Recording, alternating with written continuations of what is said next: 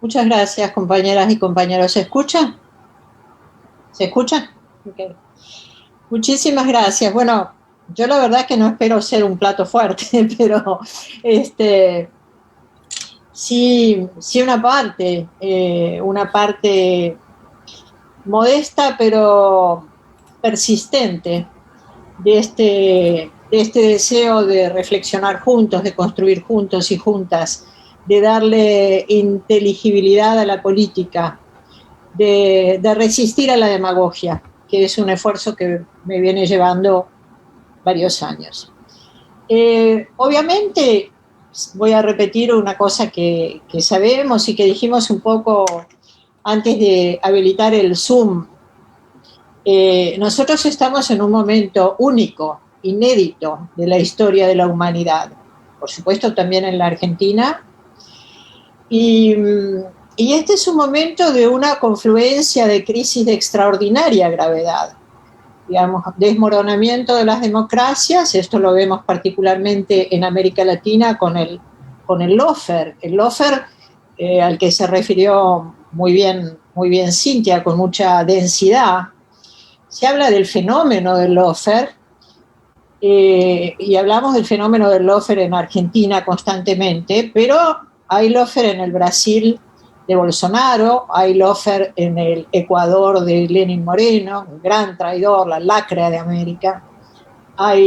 Hubo lawfare en Bolivia con Añez, pero el lawfare con un gobierno nacional y popular es un invento argentino. La verdad es que yo me hago cargo que nosotros pensábamos que el 11 de diciembre del 2019 no íbamos a tener más presos y presas políticas, y esa es una de las causas que tenemos que defender, porque el lawfare no es un fenómeno de la naturaleza, es una planificación de la manipulación de la justicia para perseguir líderes políticos. No hay ningún líder de derecha perseguido por manipulación o por guerra judicial en el mundo, son todos los dirigentes progresistas que han traído mejoramiento, mayores derechos, mejor renta para las mayorías populares. Esto significó un verdadero secuestro electoral de Lula da Silva, secuestro electoral de Evo Morales, y estamos todavía en duda y insistiendo en que haya elecciones justas en el Ecuador. Miren con qué poco nos conformamos ya, que es que se puedan presentar las fórmulas electorales en el Ecuador. De esto hablo cuando digo el desmoronamiento de las democracias en América Latina. Y además a esta crisis se le suma, por supuesto, una tragedia medioambiental a la que los convoco digamos, a pensar, ¿no? Nosotros estamos, como dice Noam Chomsky, estamos en el periodo del antropoceno, es decir, el periodo en que el hombre empieza a dejar huellas indelebles sobre el planeta, y realmente estamos en riesgo cierto de extinción.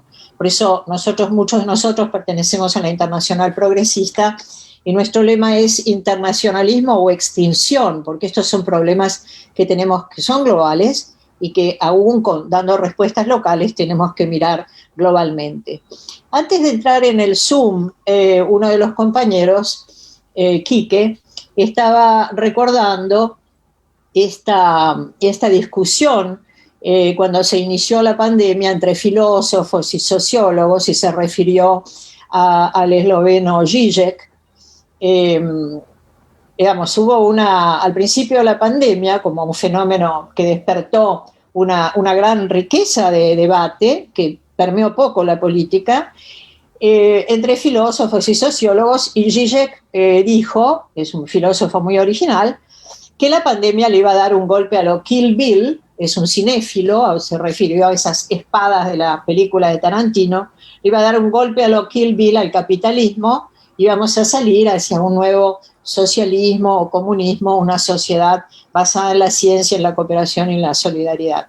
Y le contestaron muchos, pero entre otros Chul Han, el coreano, que dijo, no, el virus nos va a aislar, no genera vínculos sociales, el capitalismo volverá con más pujanza, se perderán libertades individuales, y señoras y señores, el virus no va a hacer la revolución, la tienen que seguir haciendo los hombres y las mujeres de este mundo. Entonces, ¿cuáles son las reflexiones de la pandemia, no? La pandemia nos revela, para los que no se hubieran dado cuenta o quisieran distraerse con otros motivos o intenciones, la pandemia revela claramente que el capitalismo no es apto para la supervivencia humana. Es decir, el ser humano no sobrevive dentro del capitalismo, porque si nosotros vemos que la máxima potencia política, militar, bélica del planeta Tierra, los Estados Unidos de América, no han podido curar a sus enfermos ni enterrar a sus muertos, tenía un presidente que aconsejaba tomar la lavandina, y tiene cientos de miles de desempleados y personas durmiendo y comiendo en la calle, nos damos cuenta que el actual sistema económico no funciona. Y por otro lado, ha corrido el velo sobre la violencia y la profundidad de la desigualdad. La desigualdad no es nueva entre nosotros, no es nueva en el mundo. Hablaba Cintia recién de experiencias muy, muy vívidas, como las que ella registra con una capacidad extraordinaria de comunicadora. Debo decir que cada día le rindo homenaje a Cintia García, porque hay muy pocos y pocas comunicadoras que tengan tanta perseverancia en hablar de lo que importa. Sí, veo que María Elena está de acuerdo, ¿no? Porque tenemos que esperar esos 3 minutitos en C5N, donde Cintia pone los temas que importan, ¿no? Bueno, ojalá pueda seguir haciéndolo, porque hay cada vez menos espacios, también porque hay una extraordinaria falta de política de comunicación. No hay política de comunicación. Entonces, que frente a esta, digamos, decíamos, la desigualdad no es nueva, pero en pandemia se había naturalizado, ¿no? La gente durmiendo en la calle, pero en pandemia resulta realmente infame que todos escuchemos que hay que lavarse las manos cada 30 segundos y haya gente que no tiene agua y que está hoy con la lluvia durmiendo en la calle y comiendo de la calle. Entonces, la pandemia nos tendría que haber orientado. Cuando nosotros al principio discutíamos y hablábamos muchas veces en reuniones como estas, algunas otras también propiciadas por el Espacio Puebla y por José Cruz Campagnoli y los compañeros con los que compartimos esta noche, nosotros nos movíamos entre, digamos, con Gramsci, entre el optimismo de la voluntad y el pesimismo de la razón. ¿Qué pasaría? ¿Habría realmente el surgimiento de una sociedad más solidaria o habría la confirmación de un rumbo deshumano, deshumanizante, de una verdadera crisis civilizatoria? Y lamentablemente es peor aún de lo que nos hubiéramos podido imaginar, porque la pandemia requiere grandes gestos de justicia social y grandes gestos de justicia fiscal. Obviamente no va a haber justicia social si no hay justicia fiscal.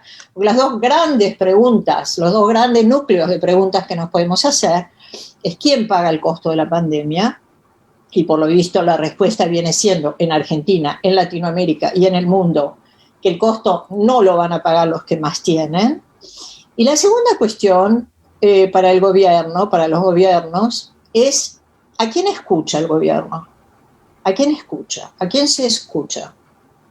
¿A quién se está escuchando? ¿No? Y en esto, bueno, siempre volvemos a Cristina y aquel día que al fin de la campaña le dijo al presidente Alberto Fernández: escucha a su pueblo, no escuche la tapa de los diarios. Si nosotros vemos, por ejemplo, lo que está pasando con la pandemia en este momento, yo estoy particularmente obsesionada por una nueva pandemia, ¿no? Acaba de decirnos Cintia lo que hasta hace poco era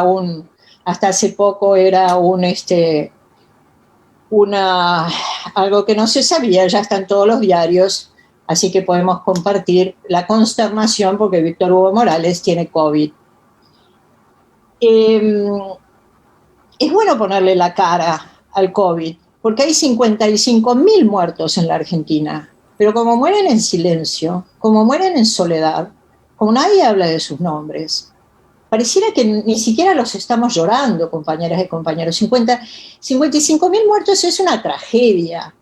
Y hay un problema, que es que el gobierno está diciendo que nos ha ido bien, y no nos ha ido bien, nos ha ido mal en el año 2020. China, que tiene 1.400 millones de habitantes, tiene 5.000 muertos. Cuba tiene 300 muertos. Vietnam, que tiene 100 millones de habitantes, tiene 100 y pico de muertos. Venezuela tiene pocos muertos, cosa que no se va a decir nunca, porque Venezuela está para que siempre se hable mal. Y un caso paradigmático es Nueva Zelanda, que tiene 26 muertos. Y una primera ministra, Jacinda Ardern, que cuando tenía 102 casos cerró absolutamente las fronteras y las actividades. Y le dijeron, pero primera ministra, hay 100 casos. Y ella dijo, Italia alguna vez también tuvo 100 casos. Y el gobierno ahora insiste en la misma política del año pasado, que es la de aplanar la curva en vez de extenderla. Entonces nos están ofreciendo camas y respiradores. Nosotros no queremos camas y respiradores. Nosotros queremos prevención. Nosotros queremos que se cierren las fronteras, porque hay en nuestras fronteras, sobre todo en Brasil, también en Paraguay, en Chile, la presencia de una nueva pandemia, que esto es lo que hay que entender, se trata de una nueva pandemia, una variante P1 Manaus, que es más contagiosa, más letal y que tiene la particularidad de que puede reinfectar a las personas que ya hemos tenido COVID, como es mi caso, y a las personas que, aún a las personas vacunadas, las puede reinfectar la variante Manaus. Entonces, el presidente salió, como mencionó Cintia, por cadena nacional para desaconsejar que la gente viaje. ¿Se trata de una impericia? ¿Se trata de una debilidad? ¿O se trata de una ingenuidad?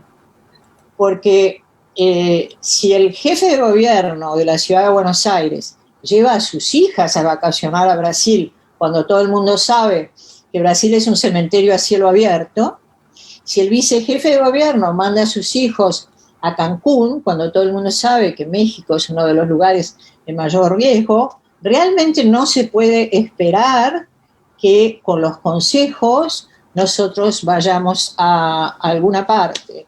Entonces, ahí voy al punto de a quién se escucha, ¿no?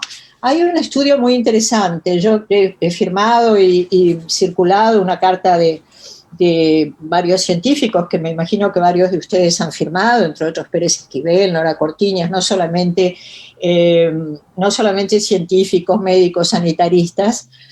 Hay uno de estos científicos, Daniel Feierstein, que hizo un estudio muy interesante que les recomiendo, tiene un hilo en Twitter, Feierstein, y dice que hay una porción de la sociedad que sigue creyendo que el coronavirus es una gripecita, y que finalmente ese pensamiento conduce a dejar que se mueran los que se tienen que morir, ¿no? Bueno, vamos a dejar fronteras abiertas, dice la ministra Bisotti, no hay forma de controlar la segunda ola. Sí hay forma de controlar la segunda ola, claro que hay forma de controlar la segunda ola. Y además hay protocolos en la aviación que exigen que se evalúen los riesgos y que se evalúen las consecuencias, en general de los accidentes. En este caso son protocolos aplicables, por supuesto, a cómo impedir una pandemia. Entonces, esta porción que piensa negacionista del coronavirus, negacionista de la vida, negacionista de la importancia de la vida sobre el comercio, Feierstein ha hecho un estudio y llega a la conclusión de que es una minoría, y ha hecho un mapa de representaciones de la sociedad donde se queda demostrado que la mayoría quiere más cuidados, quiere más restricciones, privilegia la vida, y que si el gobierno atendiera a este estudio, esto podría ser una herramienta muy poderosa para que, en lugar de escuchar a esta minoría intensa que instala un sentido y lo instala en los medios de comunicación, asumiera con mayor convicción lo que pensamos la mayoría para defender un principio precautorio. Y pongo como un ejemplo la pandemia porque es el más fuerte y donde se está jugando nuestra propia vida. Y además es una falsedad esto de anteponer, bueno, vida o comercio, vida o economía. No, porque al contrario, los científicos demuestran que si se toman medidas restrictivas, puntuales, como sería cerrar temporariamente las fronteras, se evita lo que está sucediendo en otros países, que al llegar a una completa saturación del sistema de la logística para atender a los enfermos o a los que se mueren, tiene que haber un cierre total, un lockdown total. Entonces, en otros sentidos pasa lo mismo, ¿no? Veamos que hemos estado discutiendo durante todo un año si hubiera o no, cuándo, y creo que aún no se ha pagado el aporte extraordinario de las grandes fortunas a la pandemia. Durante la pandemia, en América Latina, que es la región más desigual del planeta, ha habido cada 8 semanas el surgimiento de un nuevo 1.000 millonario, de una persona que tiene 1.000 millones de dólares. Nosotros en la Internacional Progresista seguimos con mucha atención a una campaña de Oxfam y a una nuestra propia que demuestra este mapa de la desigualdad. Y nos hubiera gustado, y es algo que conversamos siempre con Amado, con José Cruz, con el Tano, con otros compañeros, nos hubiera gustado, con Cintia, nos hubiera gustado que pudiéramos reflexionar sobre un nuevo régimen fiscal en la Argentina para que paguen más los que más tienen, no una contribución solidaria que merezca un premio o una placa, sino cumplir con obligaciones y derechos. Por ejemplo, nosotros podríamos haber vuelto a una idea de época de guerra, se usó después de la Segunda Guerra Mundial, donde las empresas que fueron beneficiadas por la guerra pagaran más impuestos. También hay muchas empresas que han sido beneficiadas por la pandemia. Nos referimos al sector del comercio virtual, al sector de las telecomunicaciones, al sector farmacéutico, entre otros. Y ellos tendrían que estar pagando más impuestos en lugar de recibir subsidios de ATP, etcétera. Podríamos hablar de muchas cosas, ¿no? Yo creo que de la pandemia siempre creí que nosotros tendríamos, y espero que tengamos que salir más radicalizados, por lo menos algunas y algunos de nosotros. El Frente de Todos presenta un problema que todos conocemos, no voy a revelar nada nuevo. Ha sido una alianza electoral exitosa, pero no está constituida como una alianza de gobierno, con las mediaciones y las representaciones que el kirchnerismo tiene dentro de esa alianza de gobierno. Me refiero que el kirchnerismo aportó, digamos, por lo menos el 40% de los votos, pero algo más importante que los votos inclusive, que son los valores, la historia, lo que podíamos mostrar. Porque ¿qué podíamos mostrar? Nosotros no íbamos a mostrar que Massa, por ejemplo, apoyó a Guaidó. Nosotros no podíamos mostrar que Massa fue uno de los que perseguía a Cristina para que estuviera presa, ¿no? Hay muchas diferencias dentro del Frente de Todos.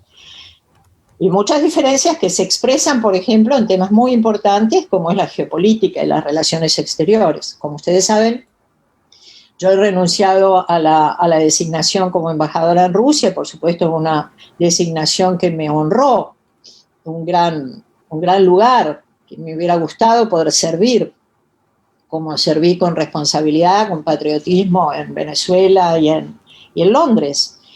Pero no me es posible porque yo no puedo coincidir con que la Argentina esté, por ejemplo, dentro del Grupo de Lima, el presidente Vizcarra está destituido, Añez está ya presa, Guaidó también era parte del Grupo de Lima. Eso es el Grupo de Lima, no es un grupo perteneciente al sistema de Naciones Unidas, es un grupo que se creó para cambiar de régimen en Venezuela, ¿no? Nosotros sabemos que cuando llegó Macri con un régimen que no es neoliberalismo, es neocolonialismo, lo primero que hizo fue echar a Venezuela del Mercosur. Lo siguiente que hizo fue prácticamente desarticular la UNASUR y la CELAC, la Comunidad de Estados Latinoamericanos y Caribeños, 33 países, 600 millones de habitantes, que vivimos en 200 millones de kilómetros cuadrados y que tenemos todos los elementos materiales, naturales y humanos como para brindar no solo independencia económica, sino también justicia social y progreso a nuestros pueblos.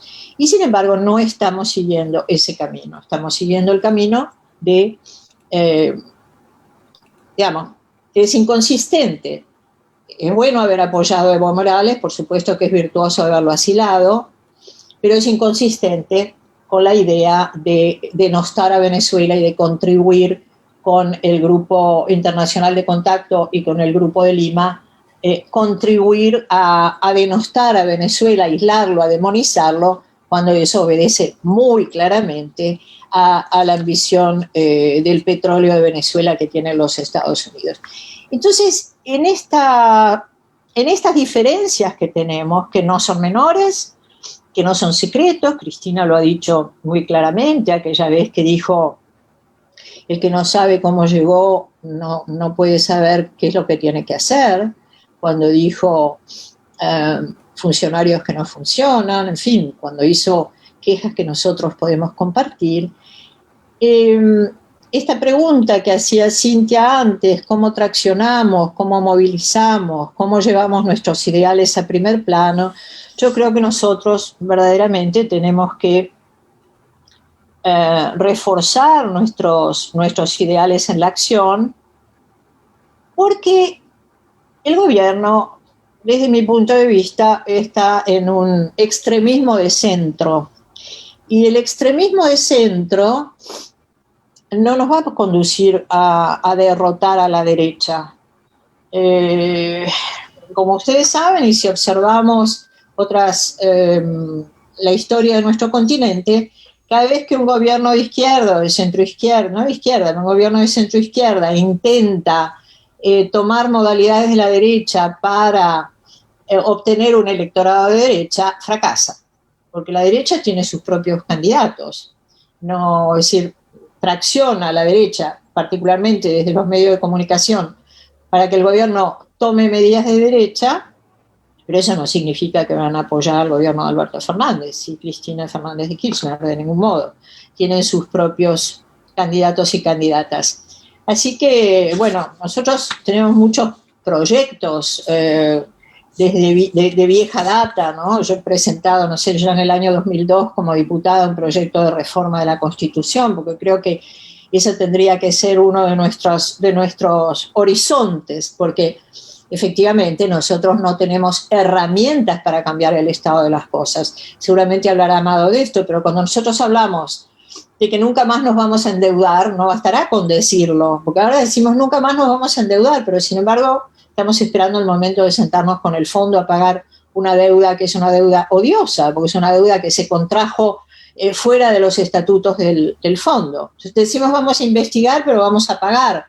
En fin, de esto seguramente hablará Amado mejor que yo, pero me parece que realmente para que nosotros podamos definir la función social del capital, de la actividad económica, de la propiedad, de incorporar nuevos derechos personales, de pasar de una democracia como la que tenemos, débil, a una democracia participativa, protagónica, a una democracia vibrante, a una democracia revolucionaria, que es el único modo en que los pueblos, los hombres y las mujeres de este pueblo y de otros pueblos de América Latina podamos expresar nuestras necesidades. Nosotros realmente tenemos que tener una nueva constitución. Cristina también lo pensaba y ojalá entre todos y todas lo volvamos a pensar. Dejo por ahora para que podamos dialogar más tarde.